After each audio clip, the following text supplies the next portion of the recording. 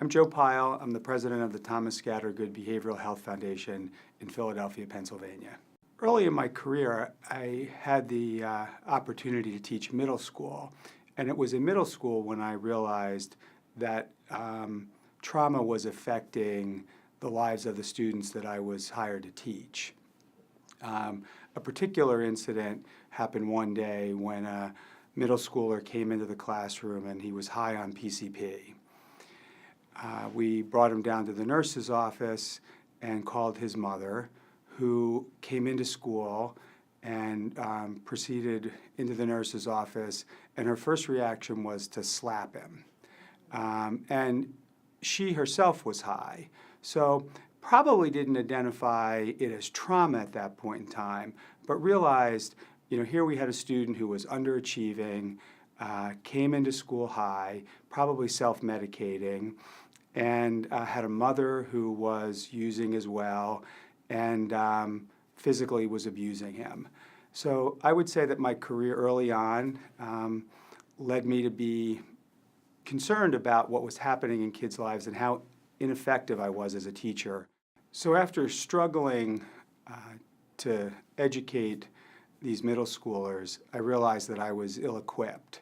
So I decided that I needed to learn more about what was happening in the lives of kids that I was working with. So I went back to graduate school and for school psychology, and I felt that my journey was really only beginning, and that I would need kind of continuous learning to have any chance of being able to have impact in the lives of the kids that I was serving. Here I am in graduate school, going part-time in the evenings and still working in the classroom. And what I realized, if we were going to be successful in teaching kids to read and write, that I had to begin to apply what was happening in their lives in other places.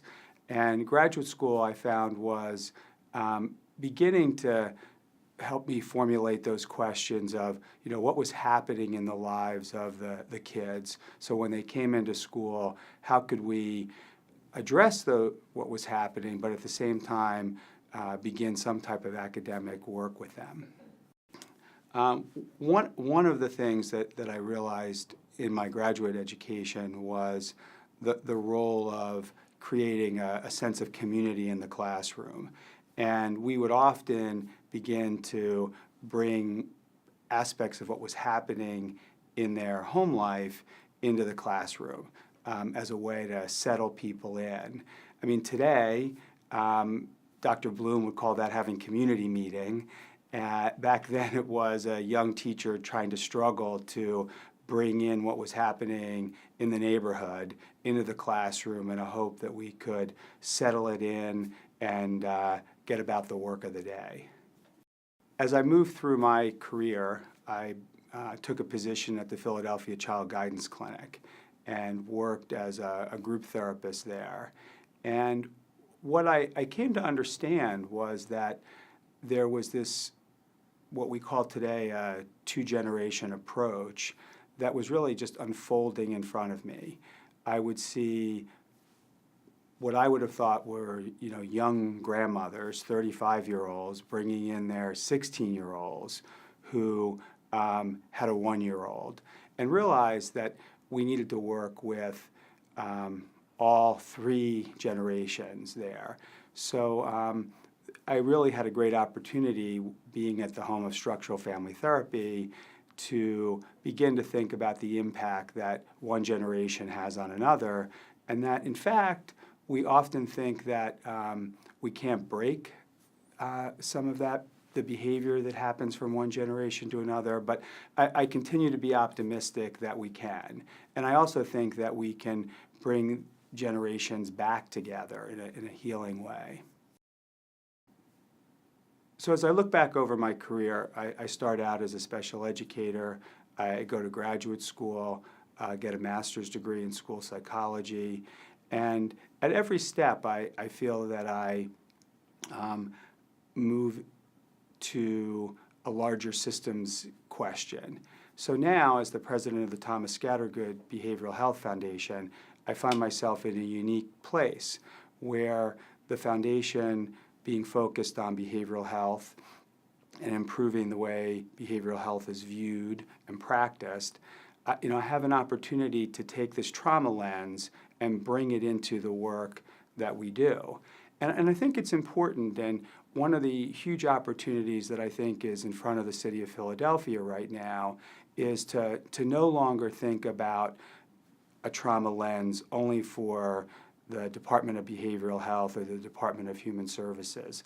We right now are trying to think about, can we become a trauma-informed city? How can we improve folks' access to social benefit programs that are very undersubscribed by having departments across the city think about what's happened to people who come in and are looking for heat relief, tax relief, in a way that really transformed the way the city thinks about its citizens. So I'm very optimistic that as more and more folks come to understand the effect that trauma, adverse childhood experiences have on brain development and the impact that that has on our schools and our communities, that we'll think broader about this. I look forward to the day when the Philadelphia Chamber of Commerce holds an event about, how do we reduce trauma and decrease adverse childhood experiences to become the next great city. When I think about the work that's left to be done in the area of trauma reduction, I think about the resistance that exists primarily due to the stereotypes that we have placed on people who suffer from mental illness and substance abuse. And I think until we can decrease those stereotypes, we have a long way to go. But I think that the advancing brain science is really showing us that we need to be focused on trauma and the impact that it has. So I hope that as science emerges, that stereotypes will decrease and we'll see the kind of change that we need to see with our kids and our communities. I'm very fortunate to have this position as the president of a small foundation. It affords me a unique perspective. And 10 years ago, when I took this position, I would often meet with other foundation heads, and people would make the comment, we don't fund behavioral health. It's not our issue. And I would begin to have conversations with folks about, well, how about thinking about the work that you do, and if you were to add a behavioral health frame to it, think about it in the context of emotional well-being. Might you see better outcomes to the grants that you're currently making? And I think as Philadelphia heads to this run to put everybody in preschool and early childhood, we have to remember that these kids live in a community, they live in a home, and that if there is substance abuse or mental health issues in those homes, that we can build all the curriculum, we can have all the kids attend early childhood programs, mandatory pre-K, but if mom's depressed, there's a likelihood that the kid is going to be depressed. And I think that will not get the kind of gains that we're hoping. So I hope, if I were to go back to the folks that I had started conversations with a decade ago, and many of them I have seen this change, they begin to think about, well, if we're going to work on early childhood, early development work, then we should really also be thinking about what's the behavioral health component that is embedded in that family system. When I think about the lessons that I've learned, and I still have a lot of lessons to learn, I think the advice that I would give folks is it is a journey. That you have to continually look at what's happening in your community, evaluate that, think about where there can be changes. You have to begin to look for champions. There are people in the community and places that we don't expect to find them, that really understand that we have to understand where kids are coming from and how we can do that. So first lesson would be is to listen. Second is to take that listening and begin to educate yourself on who's doing interesting work, who is a change agent for the community. And I think the other piece, and I hope we're seeing it here in Philadelphia now, is this move to really think about it as community-wide. We're not going to solve this if there's one neighborhood, one pocket. I think we have to start there, but I think we really have to be having this as a citywide conversation. So I think that if I were entering into a new community, I would want to first ask, who is thinking about this work, who's doing this work, and then build on the work that they're doing. When I think about the challenge that we're faced with, one thing that excites me is that we've begun to frame the work that we're all doing around trauma, around adverse childhood experiences, as a public health crisis. That there is a tremendous social injustice that's happening in communities all over the city. And we're seeing universities respond by building out schools of public health that are beginning to look at this issue of behavioral health and substance abuse and the impact it has on a population. And we're very fortunate at the Thomas Scattergood Behavioral Health Foundation to work with the Drexel School Public Health in their master's program. And we receive students into the foundation to work on their community-based master's project. And it's been probably one of my greatest experiences to see the change in students over the course of a year or two. I've been fortunate that we've hired some of these students at the foundation to really think about where the future of this work will be. And very excited that public health schools here in Philadelphia and across the country are thinking more broadly in terms of educating the next generation that this notion of trauma and adverse childhood experiences is something that they should be studying and seeking out a place in the world when they graduate from school.